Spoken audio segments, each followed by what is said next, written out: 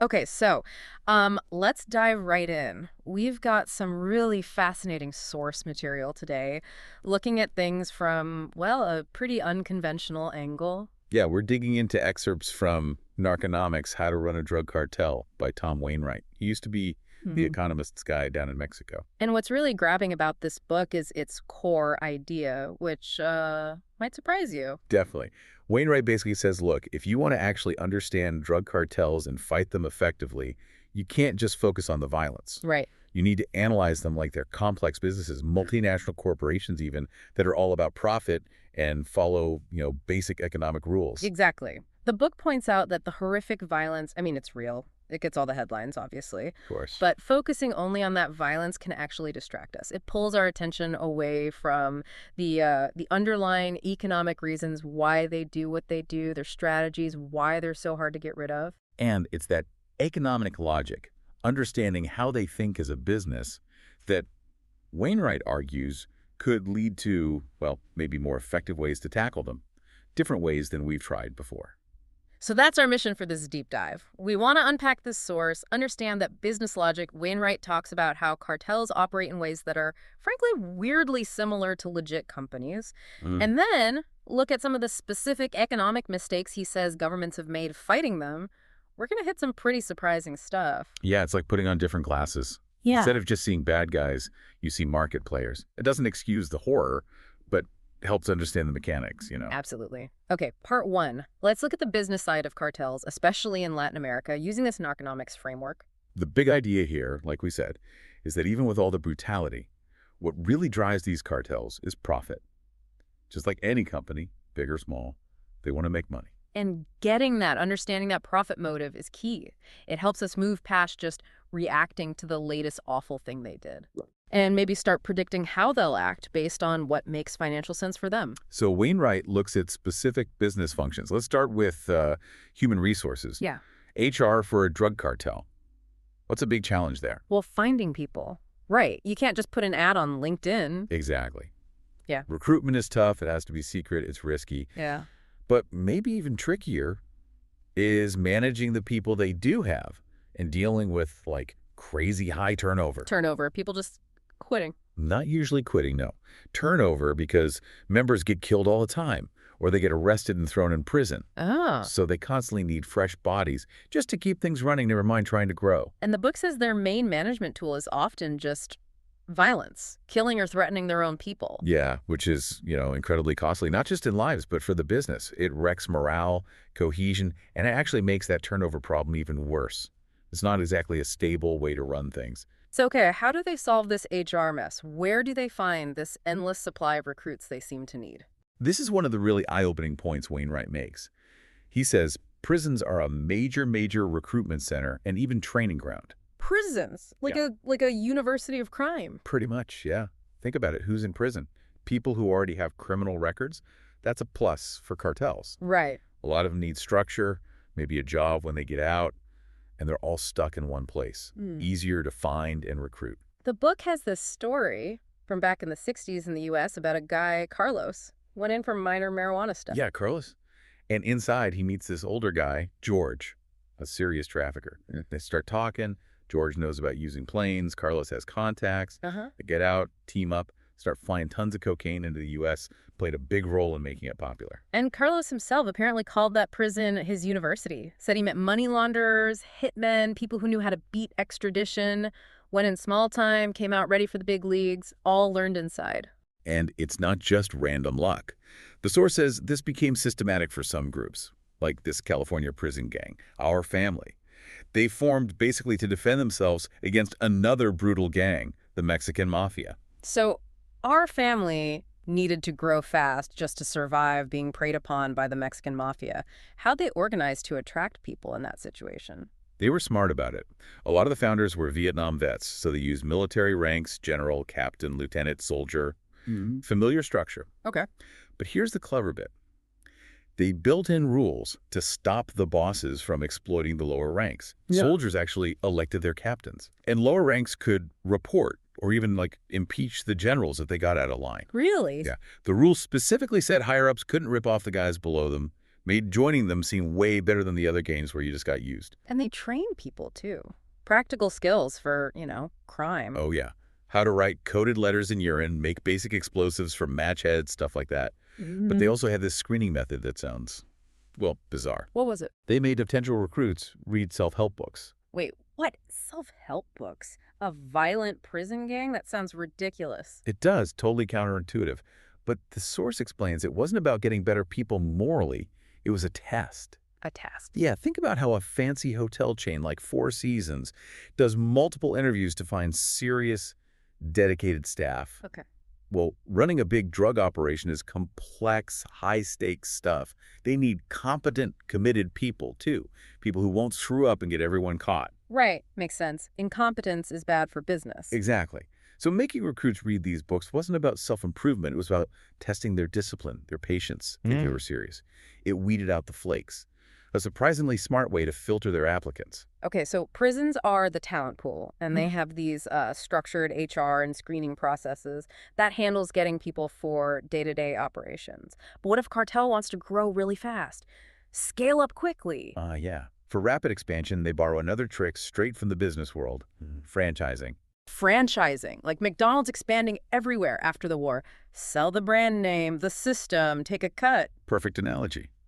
And Wainwright points to Las Zetas as the sort of McDonald's of Mexican cartels. Yeah. They grew incredibly fast, especially after 2010, basically by franchising their brand. How'd that work? Did they set up new crews everywhere? Not always. Often they'd find existing local gangs and basically sign them up as Zetas franchisees. So what was the deal? The Zetas, who started as ex-military guys, would offer military-style training, maybe some weapons. And in return, the local gang pays the Zetas a fee, a cut of whatever crimes they were committing, drugs, kidnapping, extortion, you name it, all for the right to use the Zetas name. And was the name, the brand, actually worth paying for? Oh, absolutely. Oh. For a small local crew, being able to say we're Zetas was huge. It terrified rivals, could intimidate officials, just made their criminal activities easier and more profitable. And the Zetas knew this. They deliberately cultivated that terrifying brand image through extreme public violence. Beheadings, bodies hung from bridges, mass... So that insane violence wasn't just random, it was advertising. In a twisted way, yes. Yeah. It was calculated brand building. A horrific act by one Zetas group in one town boosted the fear factor, the brand's power, for all Zetas franchisees everywhere. Brutal but effective brand management. Okay, from expansion to competition. Obviously, cartels compete. It sounds like business competition. Just dial up to 11 with violence. That's exactly it. They're fighting for market share, for control of valuable routes or territories, just like companies. But instead of price wars or ad campaigns, they use assassinations and actual warfare. The book uses Ciudad Juarez as an example. A city of, 1.5 million, right on the U.S. border? Yeah, and a crucial crossing point. Something like 70% of Mexican cocaine heading to the U.S. was reportedly going through there. Extremely valuable turf. So competition was fierce. Unbelievably. Yeah. Normally, Juarez had maybe 400 murders a year, which is already high. But in 2011, when the war for control of that crossing was peaking, it hit 300 murders a month. Wow. That jump was purely down to cartels fighting over that one profitable bottleneck. A market share war fought with bullets. Simple as that, from an economic view. Now, despite all this horror, Wainwright brings up something surprising. Some of these really notorious drug lords actually get local support.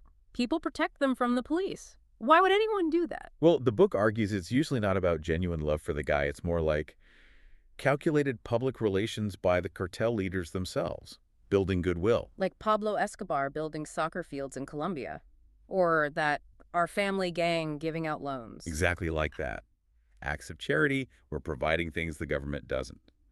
But the motive, viewed economically, is strategic.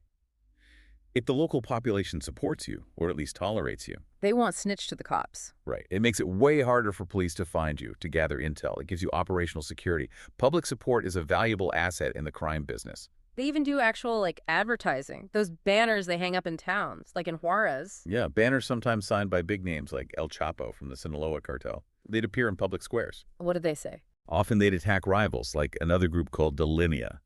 And weirdly, they'd sometimes list rules, claiming they didn't hurt kids or women, didn't do extortion or kidnapping. Which sounds completely hypocritical given what they actually do. It's coarse. But it wasn't about being truthful. It was pure PR. trying to win over the public, paint themselves as the better option compared to their even more brutal rivals. And just hanging the banner itself sends a message. Exactly. It says, we can operate openly here. We have power. Maybe even the authorities can't touch us. It's a subtle flex of influence. Okay, so wrapping up part one, looking through this economic lens, cartels start to look like these really complex, profit-focused organizations. Yeah, they wrestle with HR, with scaling up, with competition, even PR, just like regular businesses. The methods are just extremely violent versions of corporate strategies. They've got their talent pipelines, their franchise models, their market fights, their brand management, all aimed at the bottom line, just using force instead of spreadsheets. Right. Which leads us right into part two. If cartels act like businesses, where does Wainwright say the fight against them has gone wrong, economically speaking? The book names 4 big mistakes, but we'll focus on 2 key ones. And the basic idea here is that governments often seem to ignore these economic realities, which leads to strategies that don't work well or sometimes even backfire. Okay, mistake number 1, according to the source, focusing too much effort on the supply side, trying to stop drugs by going after production, the source materials. Yeah, the logic seems obvious, right? Destroy the coca plants in South America, make cocaine scarce. Scarcity drives up the price, makes it too expensive, people stop buying it. Makes intuitive sense. And governments have poured billions into this, eradicating coca crops in Bolivia, Colombia, Peru. Wainwright mentions over 120,000 hectares destroyed by 2014. That's nearly half the estimated total crop. A massive effort, huge cost. But here's the kicker, the counterintuitive economic fact. Even after wiping out nearly half the raw material, the street price of cocaine in the U.S. barely changed over 20 years. How is that possible? Destroy half the supply, price stays flat? You have to look at the value chain. Where does the money get made? Wainwright breaks it down for a kilo of pure coke. Okay. The raw coca leaves for that kilo might cost the farmer only about $385. That kilo gets processed and sold in Colombia for maybe $800. Exported out of Colombia, maybe $2,200. Still pretty low, relatively speaking. Right. Gets smuggled into the U.S., value jumps to maybe $14,500 for wholesaler. Gets passed to a dealer who adds maybe $5,000 markup before they even cut it. So the big jumps in value happen way down the line, far from the farm. Exactly. By the time that original kilo is diluted and sold in small bags on the street in, say, the U.S., the total retail value could be around $122,000. Wow. Now, go back to the start. What if you manage through massive effort to triple the cost of those raw leaves? From $385 up to $1,155. That extra $770 spread across $122,000 final value. It's tiny. It's less than a 1% increase in the final street price. It gets completely lost in the huge markups later on. It's like trying to make Ferraris cheaper by finding slightly cheaper iron ore. The raw material cost is almost irrelevant to the final price. So, destroying crops or seizing drugs way back at the source? It hurts the cartels the least, financially. Exactly. The place where seizures would really hurt their profits, where the value is highest, is right at the end. Street level, yeah, the countries where people are buying it.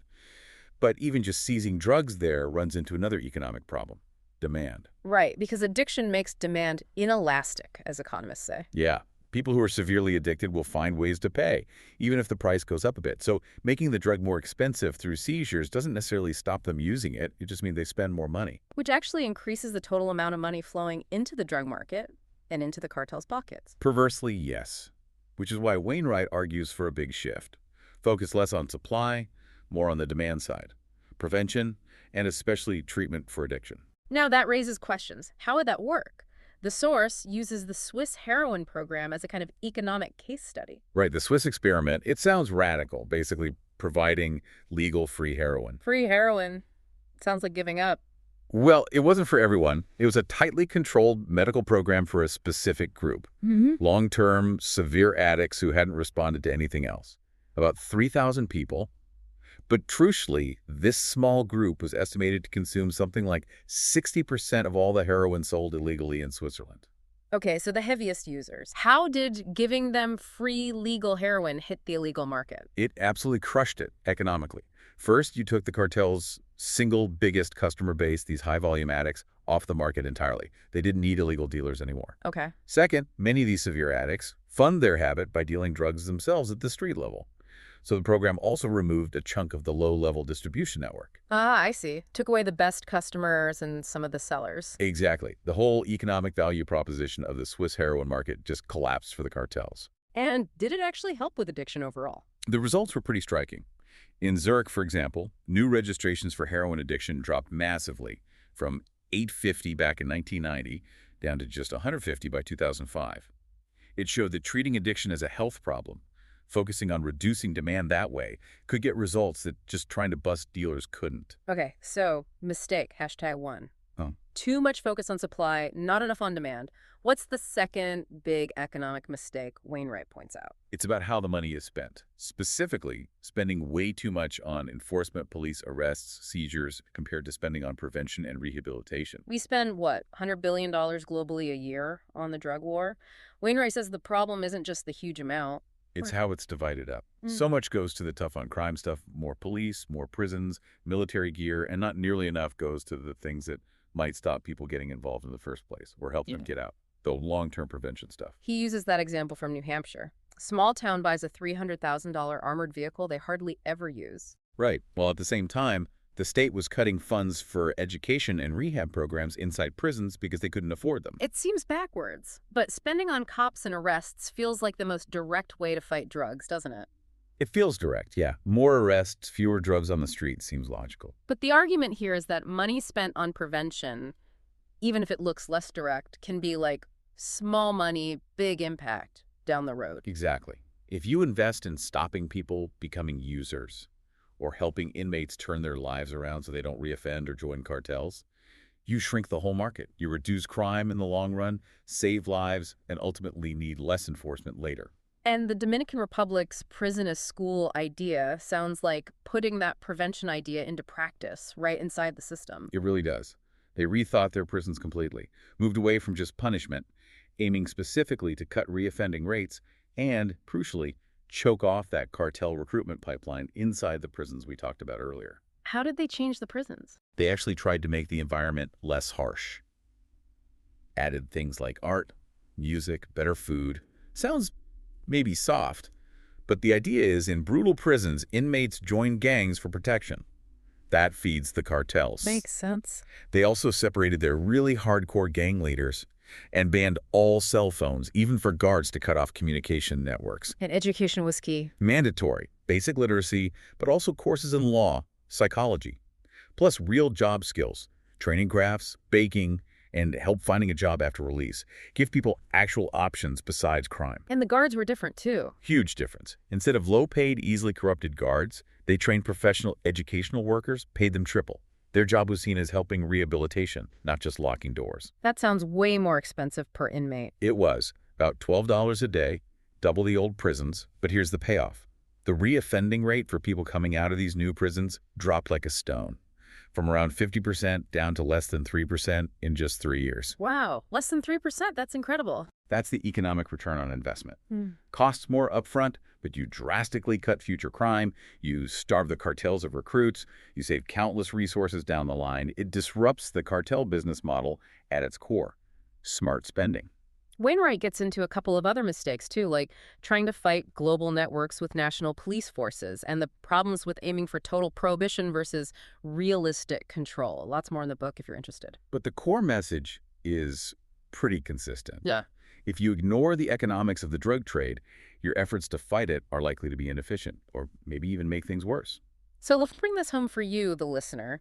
Thinking about drug cartels as businesses, not just gangs, like Wainwright pushes us to do it, really changes how you see them, doesn't it? Yeah, you start seeing the logic behind their structures, their HR problems, how they expand, how they compete, even their weird PR stunts. It makes a kind of grim sense. And just as crucial, it shines a light on why some of our traditional ways of fighting them, hitting the supply, focusing only on arrests, might be flawed from that economic standpoint.